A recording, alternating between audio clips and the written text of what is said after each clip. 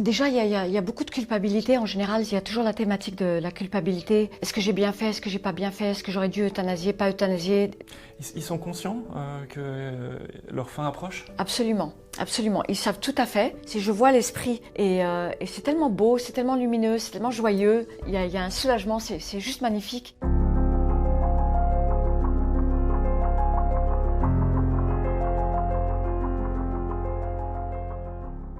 Bonjour à tous.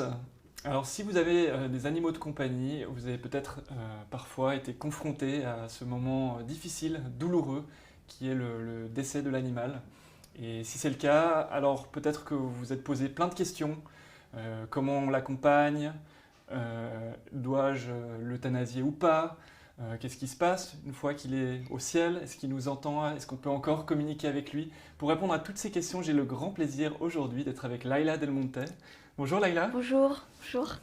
Merci d'être avec moi, ça fait plaisir. Je crois que c'est la troisième fois, qu'on oui. fait une interview ensemble. Oui. Et c'est la première fois qu'on va vraiment aborder ce sujet, Okay. qui est donc le sujet de ton dernier livre, L'après-vie des animaux, et dans lequel tu explores justement toutes les facettes autour de la mort d'un animal. Oui. Alors Laila, je pense que la plupart des personnes te connaissent aujourd'hui parce que tu es devenue une référence dans le monde de la communication animale. Ça fait plusieurs dizaines d'années maintenant que tu es installé, que tu proposes des communications. Tu es installé aux États-Unis, tu viens de temps en temps encore en France, en Europe. Oui. Et puis tu proposes aussi des stages, des initiations pour les personnes qui sont intéressées par la communication animale. Oui. Et voilà, tu communiques avec les animaux vivants, mais pas seulement, on va en reparler. Tu es aussi capable d'être en lien avec les animaux décédés. Et ça va être notamment le sujet de cette interview. Est-ce que tu reçois beaucoup de demandes justement par rapport à des animaux décédés? Oui, il y a énormément de demandes. Je pense qu'il y a plus de demandes pour des animaux défunts que des animaux vivants. Oui, il y a beaucoup de demandes. Quelles sont les préoccupations des gens? Déjà, il y a beaucoup de culpabilité. En général, il y a toujours la thématique de la culpabilité. Est-ce que j'ai bien fait? Est-ce que j'ai pas bien fait? Est-ce que j'aurais dû euthanasier, pas euthanasier? Des fois, ils meurent juste en chemin. Il n'y a pas le temps d'aller faire l'euthanasie.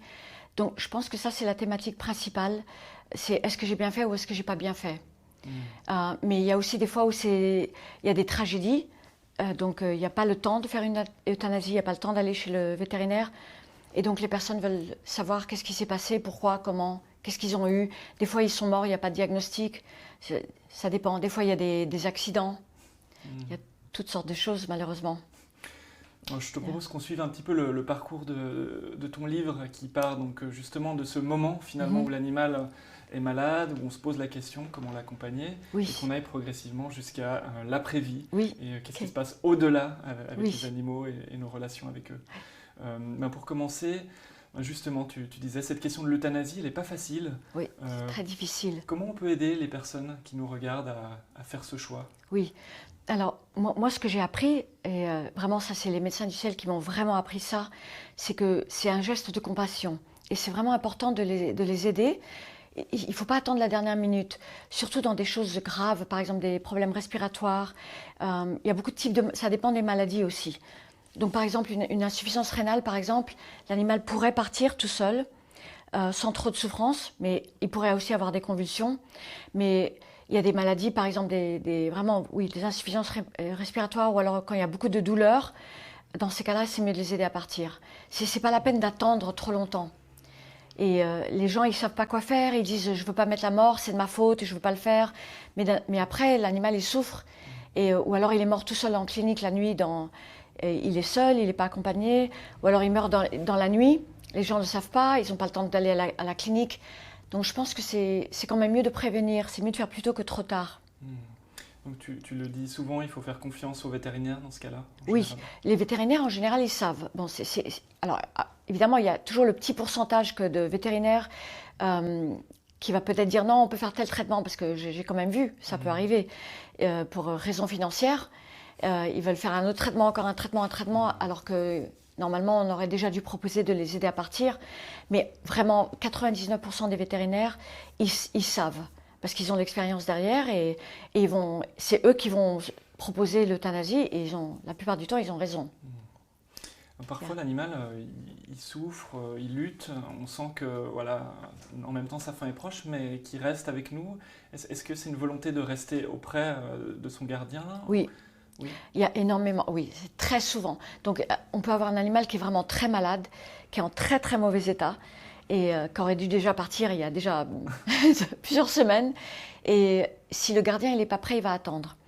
Mais c'est pareil avec les humains, hein. Les humains, ils attendent. Souvent, ils attendent que quelqu'un vienne, un membre de la famille, quelque chose comme ça, un pardon, une conversation. Et donc, avec les animaux, c'est pareil. Et donc on peut les empêcher finalement avec nos liens, voilà, notre amour pour eux, finalement, on peut les empêcher de partir au bon moment? Alors, je pense que c'est pas tellement qu'on les empêche, je pense que c'est eux qui attendent. Ils attendent qu'on soit prêt. On ne sait pas tellement qu'on les empêche, je pense. D'accord. Yeah. Alors, tu as évoqué tout à l'heure les médecins du ciel. Oui. Alors, tu en parles beaucoup hein, dans tes livres. Est-ce que tu peux nous Premier en dire livre. un peu plus parce Oui. que c'est intriguant? Oui, alors j'en parle dans le premier livre, je voulais pas trop en parler en Europe, je voulais plutôt me taire. Alors c'est des êtres d'une autre dimension et j'ai été guérie miraculeusement. À l'époque où j'étais danseuse de flamenco, je pouvais pas danser parce que j'avais des blessures de danse, donc ligaments, tendons et ménisques. Et les plus grands chirurgiens aux États-Unis, quand je leur ai demandé, ils voulaient m'opérer et j'ai demandé mais c'est quoi les résultats? Ils m'ont dit ça peut être ou pareil ou pire ou pareil ou pire ou mieux. Alors évidemment j'ai tout de suite demandé c'est quoi pire? Ça veut dire quoi? Est-ce que ça veut dire que je danserai plus jamais? Ils ont dit oui. Donc j'ai pas fait l'opération et c'est après ça que j'ai été au Mexique et que j'ai eu la chance d'être avec ces grands êtres et j'ai eu une opération. Une opération énergétique, mystique? C'est pas très énergétique parce qu'il y a quand même des instruments. Ah oui? Oui. D'accord. Voilà, Ça c'est au Mexique. Pas trop, oui, je ne vais pas trop en parler. Yeah. Mais ils m'ont sauvé la vie et c'est après ça que j'ai fait les grandes scènes à Los Angeles. J'ai fait Hollywood Bowl et tout ça, toutes les grandes scènes. Donc ils m'ont vraiment sauvé la vie et ça fait plus de 25 ans que je les connais. Et tu es encore en contact avec eux tous les jours? Presque tous les jours, oui. Oui. Et alors c'est à travers eux aussi que tu peux faire des soins pour les animaux malades, oui, c'est grâce à eux.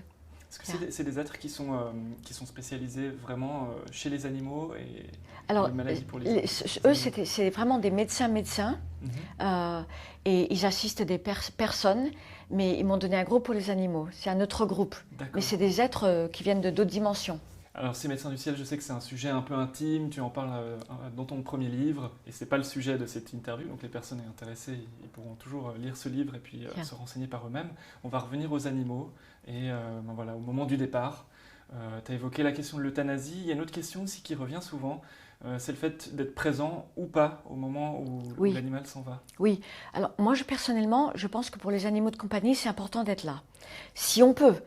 D'accord? Parce que, par exemple, moi, j'ai eu beaucoup d'animaux et j'ai eu seulement une chienne qui était là quand j'ai dû faire l'euthanasie. Tous les autres, ils ont disparu. Ils sont partis tout seuls quelque part dans la nature. Il y a eu des situations, des accidents, des choses comme ça. Mais je pense qu'un animal qui a vécu avec une personne longtemps et qui est dans la même maison, moi, je pense que c'est important de les accompagner le plus qu'on peut. Après, il y a des choses qu'on ne contrôle pas. Ils meurent tout seuls à la clinique. Dans la cage, malheureusement, on n'est pas là, ou alors il y a un accident, ou alors la personne, elle part au supermarché et pendant ce temps-là, l'animal il va mourir, il va partir exprès quand la personne n'est pas là. Mais si on peut accompagner, je pense que c'est mieux. Je vous interromps un instant, je suis désolé, moi aussi je déteste les publicités, mais là je pense que c'est vraiment important de vous dire que cette vidéo, c'est une vidéo qui est extraite d'une interview beaucoup plus longue que vous pouvez retrouver gratuitement sur notre plateforme Masterclass Pure Santé. Si ça vous intéresse, vous avez un lien, vous pouvez découvrir pendant 7 jours gratuitement toutes les vidéos, les formations, tout ce qui se trouve sur cette plateforme. Voilà, je vous embête pas plus et on reprend tout de suite. Moi par exemple, quand j'étais enfant, j'avais un chat pendant longtemps, avec qui j'étais très proche. et qui était malade vers la fin de sa vie. Et en fait, il est parti dans la nature et on ne l'a jamais revu. Donc, ça arrive aussi qu'ils choisissent énormément de ne pas être vers nous. Oui, énormément. Parce que dans la nature, de toute façon, ils vont se séparer, ils vont se mettre quelque part pour mourir. Donc, les animaux qui sont plus proches de l'instinct, ils vont essayer de faire ça. Mais évidemment, s'ils sont enfermés dans une maison ou un appartement, ils peuvent pas. Donc, ils vont se cacher quelque part. Mais d'autres, non. Ça dépend, c'est très particulier. Ils sont conscients que leur fin approche? Absolument. Absolument. Ils savent tout à fait. Et c'est pour ça que même s'ils attendent d'une personne, ils savent, ils comprennent tout à fait la thématique de l'euthanasie. Donc, ce n'est pas des vétérinaires. Ils n'ont peut-être pas le concept de l'euthanasie comme on aurait nous. Mais quand la personne, elle amène l'animal chez le vétérinaire pour faire l'euthanasie, ils le savent tout à fait. Ils sont tout à fait conscients. Et d'ailleurs, ce qui est assez incroyable, c'est que j'ai énormément de cas comme ça, qu'en chemin pour aller chez le vétérinaire pour l'euthanasie, ils meurent dans la voiture. Ou en chemin, oui. Ou alors le soir avant, par exemple. Parce qu'ils savent, ils ont compris. C'est ça qui est incroyable, c'est qu'ils comprennent beaucoup de choses que nous, on ne pense pas qu'ils comprennent. Est-ce qu'ils comprennent aussi notre inquiétude, nos peurs par rapport à ça? Oui, ils comprennent. Et c'est dur et les gens me disent, j'essaie de ne pas leur montrer l'anxiété, j'essaie de ne pas montrer que je suis nerveux, que je suis anxieux, que j'ai peur. Mais ce n'est pas la peine. De toute façon, ils ont capté. Donc, je pense que c'est mieux d'être réel avec eux, d'être authentique. Parce que de toute façon, ils captent tout à l'intérieur. Donc, ce n'est pas la peine de faire semblant. Ça ne marche pas. Avec les animaux, ça ne marche pas. On ne peut pas tricher. Non, ça marche avec les gens, mais pas avec les animaux. Et est-ce qu'eux-mêmes, ils ont peur de ce moment-là? En général, non. En général, non. D'après ce que j'ai pu voir, donc j'ai fait quand même beaucoup de cas. Donc après, je n'ai pas toute la vérité. Alors évidemment, si un chat est en train de se faire courser par un coyote, par exemple, aux États-Unis, oui, il va avoir peur. Une poule va se faire manger par un renard, elle va avoir peur. C'est normal. Il y a l'instinct de survie. Personne ne veut mourir, c'est sûr. Mais un animal, par exemple, qui est très malade, qui est en fin de vie, qu'on amène chez le vétérinaire, il n'y aura pas la peur, parce qu'ils savent. Ils sont capables de lâcher l'enveloppe physique plus facilement que nous. Mais si l'être humain qui accompagne a très peur ou est très anxieux, oui, ça peut les affecter. Et si, par exemple, le départ il est trop tôt, oui, là, ils vont avoir peur. Ça dépend du timing, parce qu'il y a quand même des départs qui sont trop tôt, que les gens font trop tôt et il ne faudrait pas. C'est dur de savoir le moment. Oui. Est-ce qu'il y a des conseils d'ailleurs pour essayer de sentir le bon moment? Oui, c'est pas évident. Alors, le vétérinaire, il a raison, mais le problème, c'est qu'à l'intérieur de la raison du vétérinaire, il y a l'autre raison qui est celle de l'âme. Et donc, si c'est trop tôt, parce que par exemple, il manque un membre de la famille, ou la personne, elle n'est pas prête, ou il y a quelque chose, donc là, il faut attendre un petit peu, même si l'animal souffre. Mais évidemment, il ne faut pas que l'animal souffre. Il faut qu'on évite la souffrance. Donc, je pense que les gens à l'intérieur de eux, ils savent quand même quelque part. Le problème, c'est qu'ils ne s'écoutent pas. Les gens, ils ne s'écoutent pas. C'est normal. Oui, il y a de la peur. On a peur. Oui, c'est normal. C'est dur de savoir. Et dans ces moments-là, la communication animale peut aider aussi? Oui, mais c'est trop sujet à interprétation. Moi, je dis toujours aux personnes, n'allez pas voir des communicateurs. Parce que j'ai trop entendu de personnes qui disent « Ah, c'est une vieille âme, il peut partir. » Non, mais traînement de bêtises. Ou alors, il est trop spirituel, il ne souffre pas. Enfin, des choses comme ça. Alors que l'animal a des tumeurs énormes. Donc, je ne suis pas trop pour ça. Je pense que c'est mieux que la personne, elle s'écoute soi. Qu'elle prenne la décision entre ce qu'elle pense dans son cœur et ce que dit le vétérinaire. Alors ça, c'est vraiment le moment qui précède le départ. Au moment où l'animal meurt, qu'est-ce qui se passe? Quand il meurt, enfin quand il y a déjà la piqûre et tout ça, pour une euthanasie. Ou un accident, voilà, au moment vraiment... Oui, l'impact. Où la vie s'arrête. Oui, la vie où s'arrête. Ce que j'ai pu observer, alors est-ce que j'ai toute la vérité, j'en sais rien, mais ce que j'ai pu observer, c'est que l'esprit sort du corps et là, il y a quand même du soulagement quand même. Parce qu'il y a, surtout quand il y a eu beaucoup de douleurs, par exemple des cancers terminaux, ou des grosses blessures, des accidents ou des choses comme ça, l'esprit sort du corps et il voit la scène. Pareil qu'avec les humains, hein. C'est très similaire. Bon, avec les humains, comment ça se passe? Parce que finalement, c'est aussi un peu mystérieux pour la plupart des gens, que ce soit pour les humains ou les animaux. Oui. Donc il y a une forme de sortie de corps? Oui, il y a une sortie de corps. Alors avec les humains, on se base sur les personnes qui ont eu des NDE.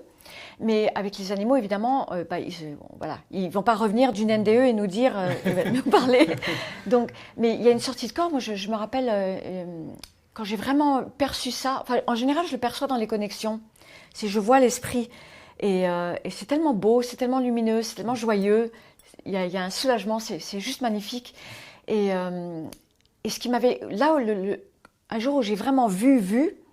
C'est quand j'étais en Haute-Savoie et il y avait un petit âne que j'aimais énormément.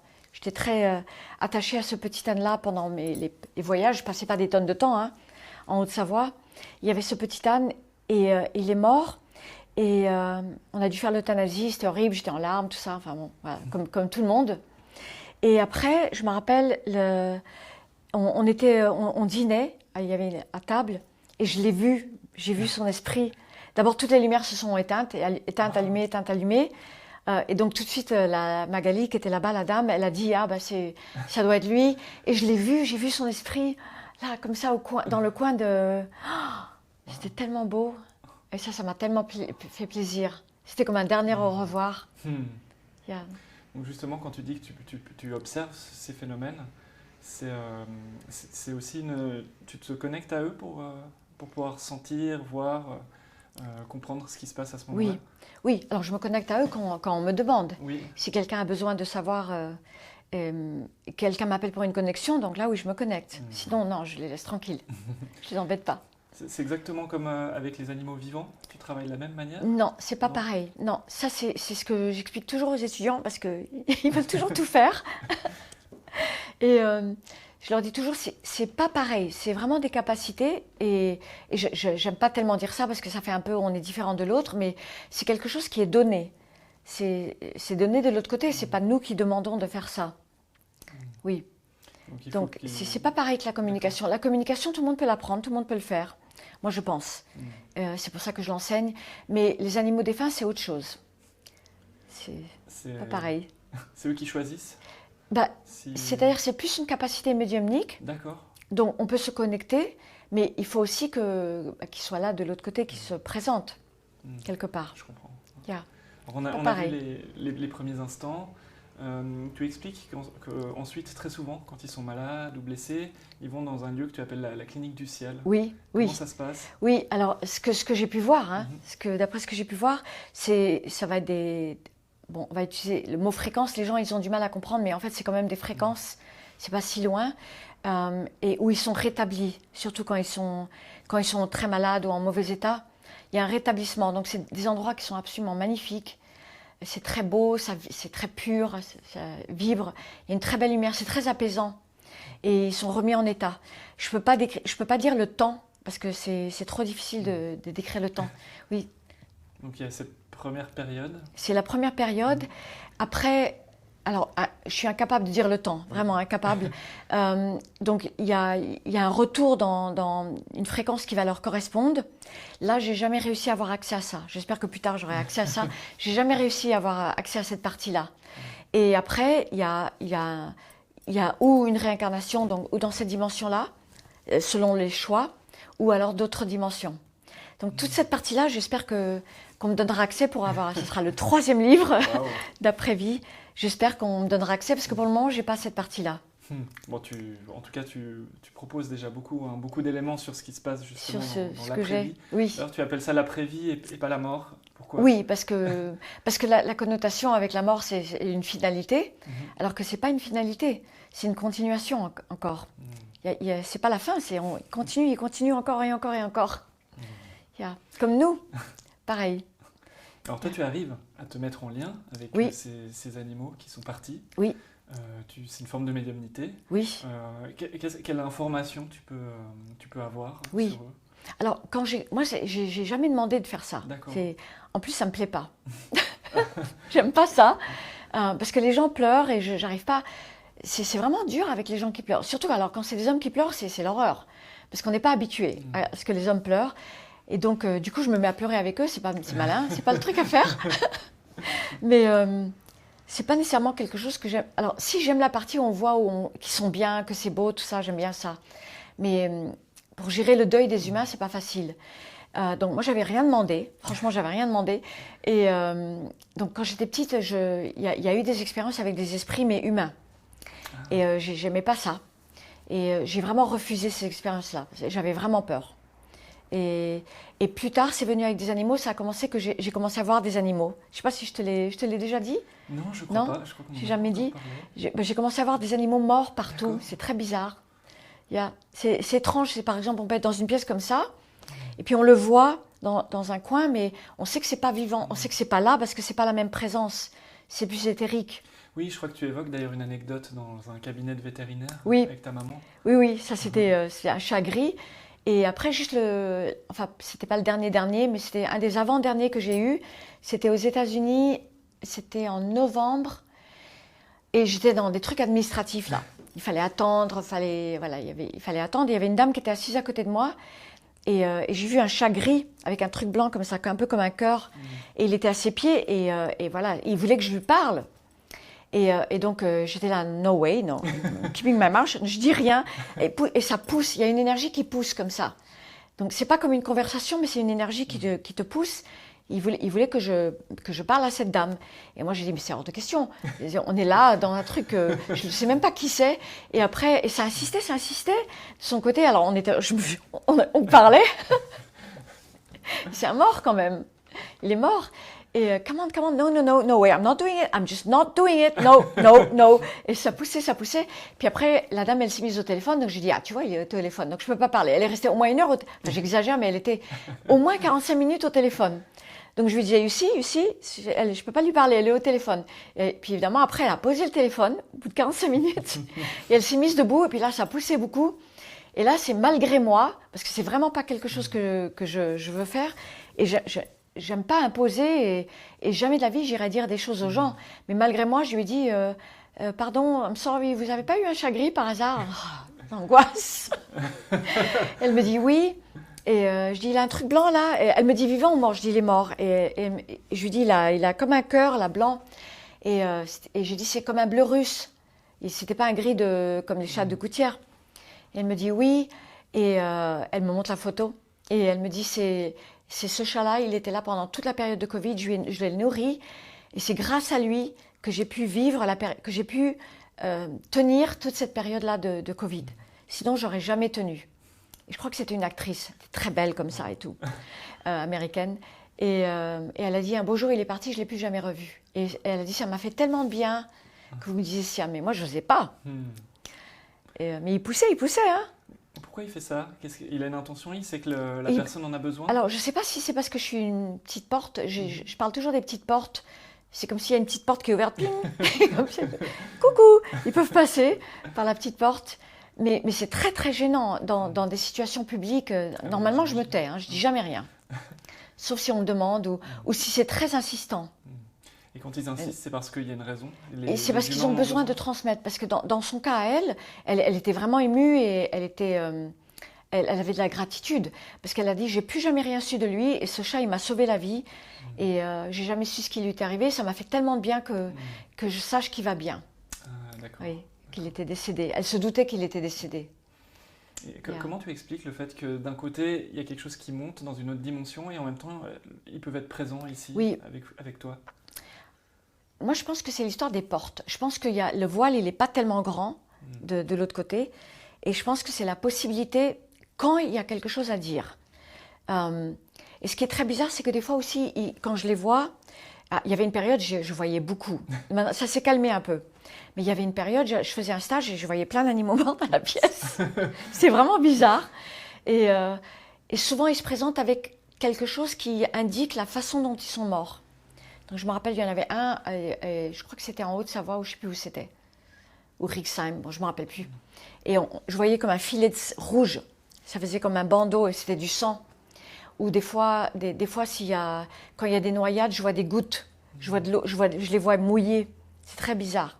Comme ils se présentent de la façon dont ils sont morts, des éléments qui correspondent. C'est des éléments qui souhaitent transmettre finalement aux personnes qui étaient proches et qui ont peut-être un doute, qui ne savent pas comment ils sont partis. C'est ça, ça va indiquer une façon dont ils sont morts. Par exemple, des chats qui ont eu il y a eu pas mal de noyades.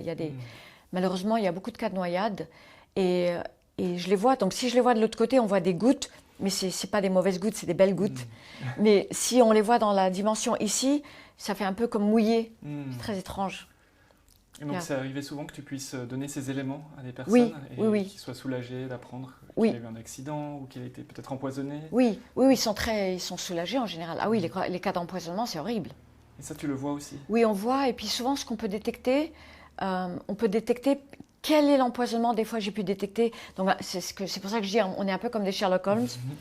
Et donc, il y a beaucoup de fois, hein, donc, surtout à La Réunion, j'ai fait beaucoup de cas, malheureusement, d'empoisonnement. Il y a beaucoup de cas d'empoisonnement. C'est vraiment triste.